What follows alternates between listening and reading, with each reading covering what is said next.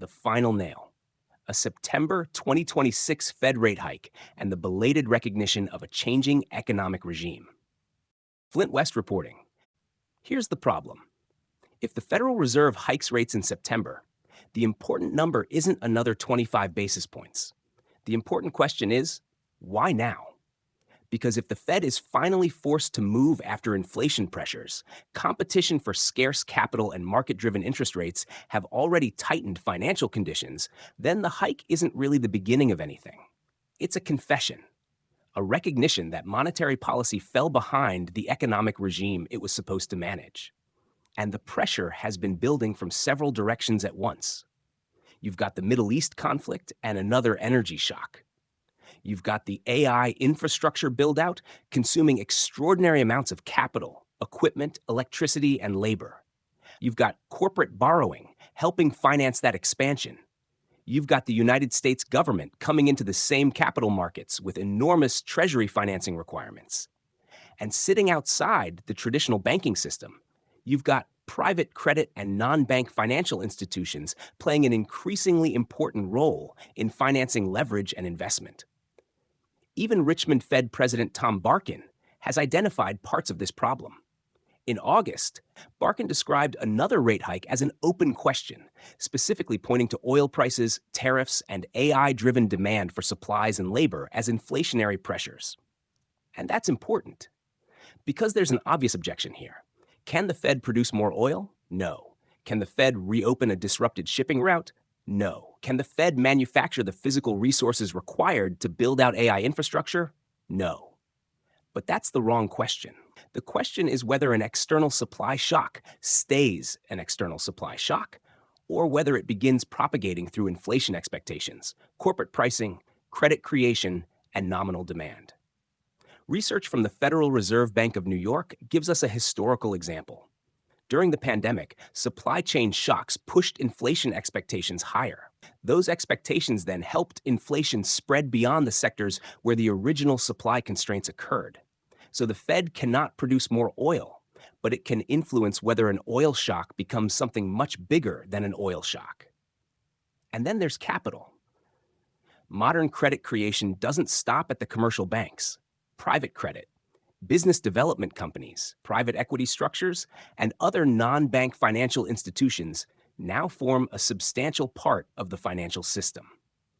The Fed's May 2026 Financial Stability Report puts bank credit commitments to non-bank financial institutions at $2.6 trillion. Private equity, BDCs, and other private credit vehicles represented the largest category, and commitments to that group increased 17% year over year in 2025. So when somebody tells you the Fed funds rate doesn't reach private capital, that's not quite right. It reaches private capital through the price of money. This content is brought to you by Bobby Giggs. Promote your brand here and reach a wide audience across platforms like YouTube, Instagram, and Facebook. Follow the links in the description to get started. Federal Reserve research finds that almost all private credit loans are floating rate. Raise benchmark rates, and you raise debt service costs. You raise the cost of leverage. You raise hurdle rates. You change asset valuations. You change the economics of the next marginal investment. The Fed cannot order private capital to stop, but it can make private capital considerably more expensive, and we're beginning to see why that matters. Non-accrual loans among major publicly traded BDCs have been rising, with much of the current stress appearing in loans originated during the earlier low-rate environment. Now, that does not mean private credit is already in systemic crisis. Federal Reserve research suggests the immediate financial stability implications of bank lending to private credit remain limited so far. But the Financial Stability Board estimates the global private credit market at somewhere between $1.5 trillion and $2 trillion, and warns that this system remains largely untested through a severe economic downturn. That's the distinction.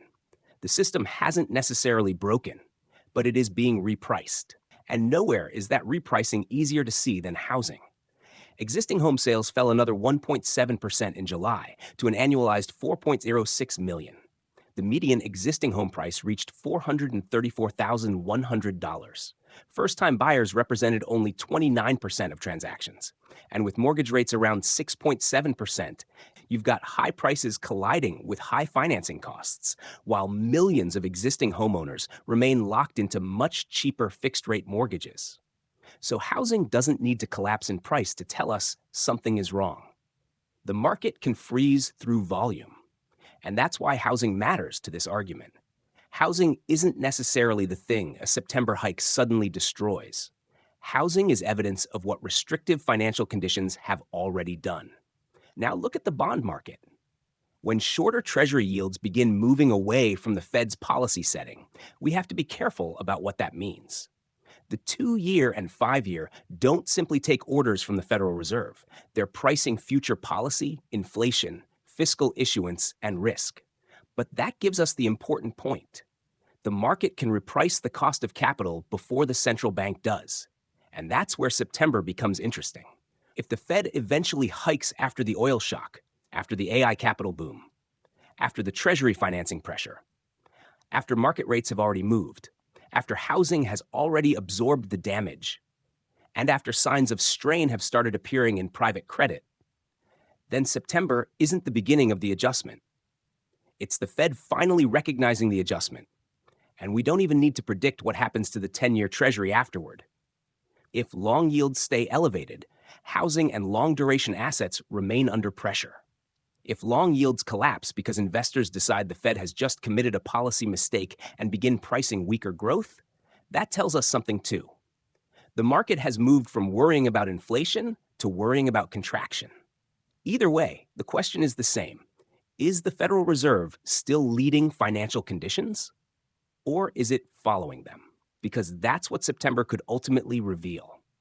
The final nail isn't the rate hike that breaks the economy. It's the rate hike that confirms the economy had already forced the Fed's hand. Flint West signing off.